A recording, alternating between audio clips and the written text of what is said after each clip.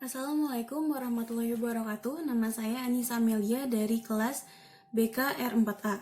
Nah, di sini saya akan menjelaskan bagian 3 yaitu layanan konsultasi. Layanan konsultasi merupakan layanan konseling yang dilakukan oleh konselor terhadap seorang pelanggan atau yang kita sebut dengan konsulti yang memungkinkan konsulti memperoleh wawasan pemahaman dan cara-cara yang perlu dilaksanakannya dalam menangani kondisi atau permasalahan kepada pihak ketiga. Nah, biasanya konsultasi ini dilaksanakannya secara perorangan. Konsultasi ini juga bersifat fleksibel, yaitu bisa dilaksanakan di mana saja, bisa di tempat konselor atau di sekolah, di kantor, atau konselor yang dipanggil ke tempat konsulti. Asal semua itu berjalan secara kondusif. Itu ada tujuan umum, yaitu agar konsulti dengan kemampuannya sendiri dapat menangani permasalahan yang dialami oleh pihak ketiga.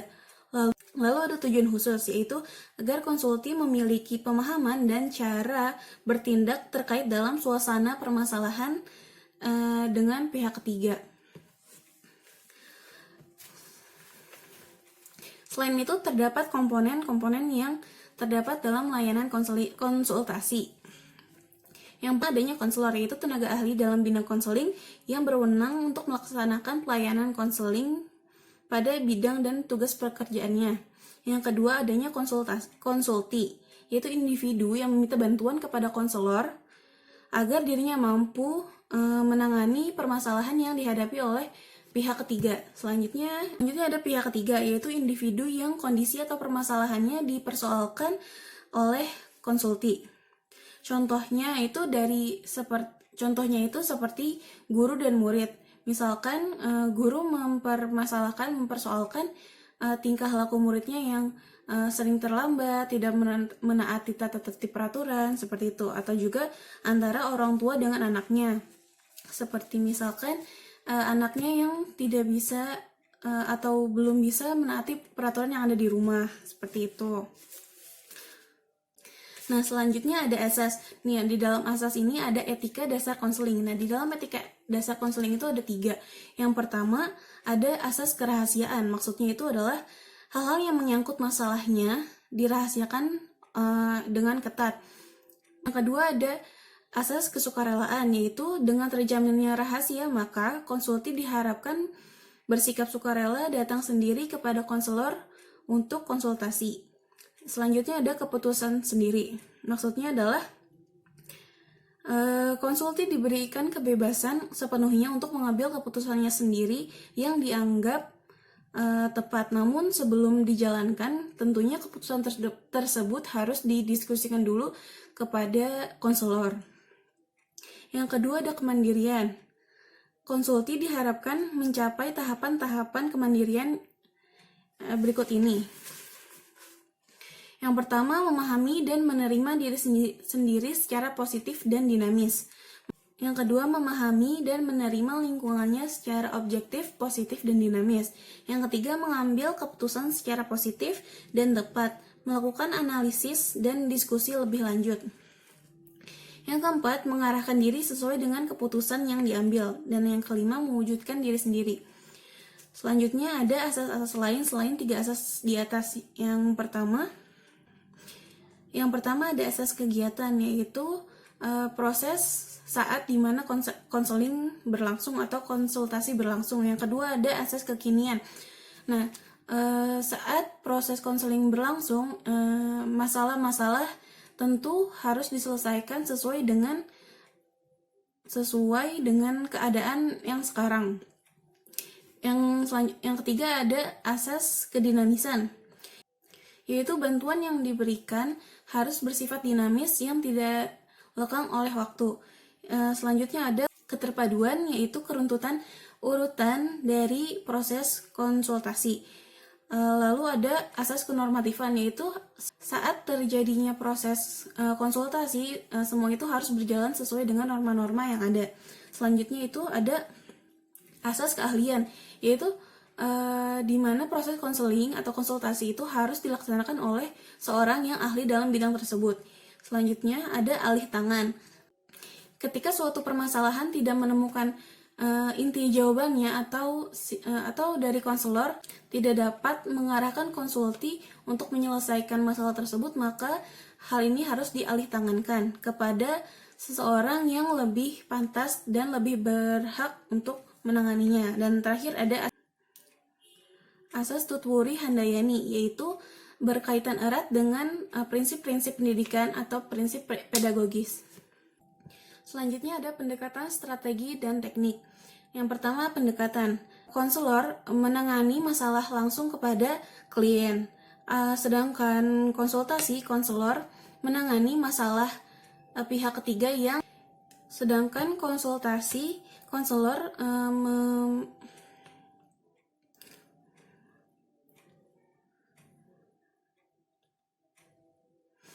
dalam konsultasi, konselor menangani masalah pihak ketiga melalui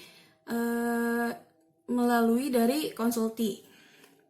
Nah, apa aja yang perlu dikembangkan pada diri konsulti melalui konsultasi, yaitu wawasan WPKNS yang berkaitan dengan pihak ketiga yang nanti akan ia tangani. Yang pertama ada wawasan, yaitu wawasan tentang pihak ketiga, bagaimana masalahnya, bagaimana karakter pihak ketiga tersebut. Lalu ada pengetahuan, yaitu hal-hal yang lebih spesifik lagi yang harus diketahui dari pihak ketiga. Yang selanjutnya ada keterampilan, yaitu kemampuan untuk menangani permasalahan dari pihak ketiga.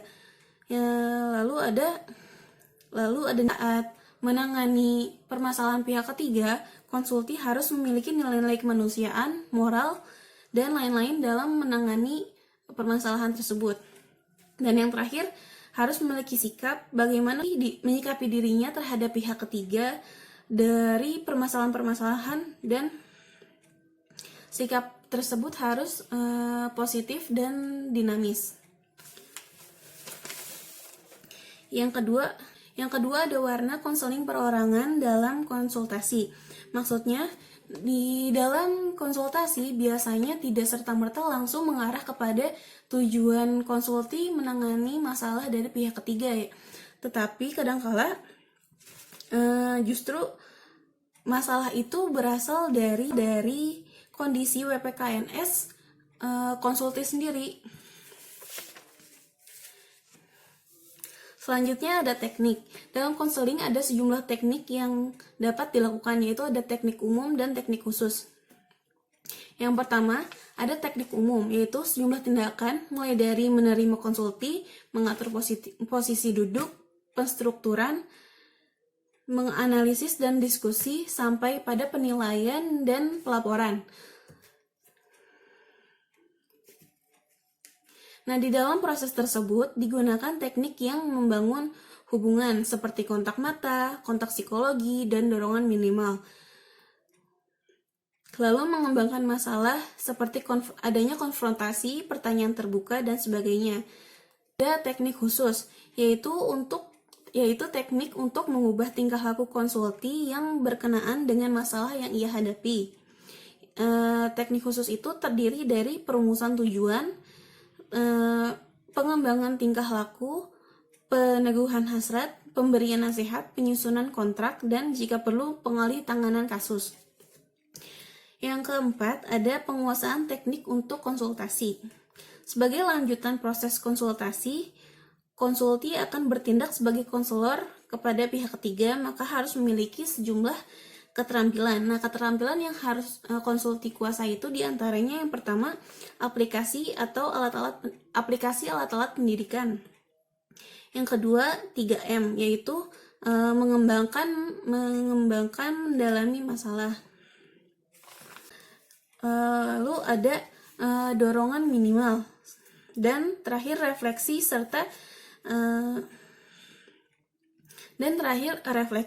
serta teknik khusus pengubahan tingkah laku. Itu seperti pemberian informasi, latihan sederhana, dan nasihat yang tepat.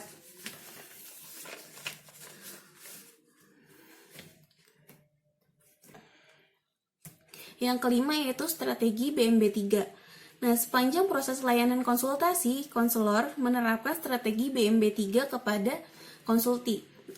Konselor mengajak konsulti untuk berpikir, merasa, bersikap, bertindak dan bertanggung jawab dengan permasalahan yang dialami oleh pihak ketiga. Yang keenam ada waktu dan tempat. Dan waktu dan tempat ini tergantung kesepakatan antara konselor dan konsulti. Yang ketujuh ada keterkaitan. A. Keterkaitan jenis layanan.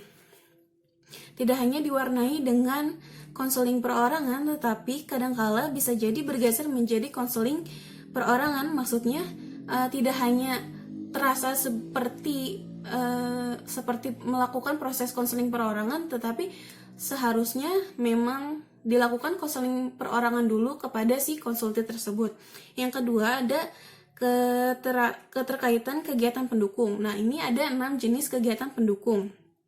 Yang pertama ada aplikasi instrumentasi, ada himpunan data, yang ketiga ada konferensi kasus, keempat kunjungan rumah, kelima tampilan kepustakaan, dan keenam alih tangan kasus. Lalu ada operasi. Terakhir, saya akan membahas tentang operasionalisasi layanan konsultasi. Ketika melakukan proses konsultasi, haruslah berjalan secara tertib dan lengkap. Nah, langkah-langkahnya sebagai berikut. Yang pertama, dilakukan perencanaan dan pengorganisasian. Nah, ini supaya ketika jalannya konsultasi itu berjalan sesuai dengan jadwal yang sudah ditentukan. Yang kedua, tahap pelaksanaan, yaitu menjalankan rencana-rencana yang sudah terorganisasikan sebelumnya. Yang ketiga, tahap penilaian. Nah, tahap penilaian ini ada 3 macam. Yang pertama ada penilaian segera, yaitu ketika akhir dari sesi konsultasi berlangsung. Yang selanjutnya ada penilaian jangka pendek, yaitu ketika konsulti melaksanakan hasil dari sesi konsultasi sebelumnya. Dan yang ketiga ada pelayanan jangka panjang, yaitu ketika si pihak ketiga mengalami perubahan dari apa yang ia terima dari konsulti sebagai konselornya. Yang keempat ada tindak lanjut dan pelaporan. Nah, setelah perubahan yang terjadi kepada pihak ketiga, si konsulti ini melaporkan kepada konselor apa yang terjadi dan bagaimana perkembangannya, seperti itu. Sekian dari saya, kurangnya mohon maaf. Wassalamualaikum warahmatullahi wabarakatuh.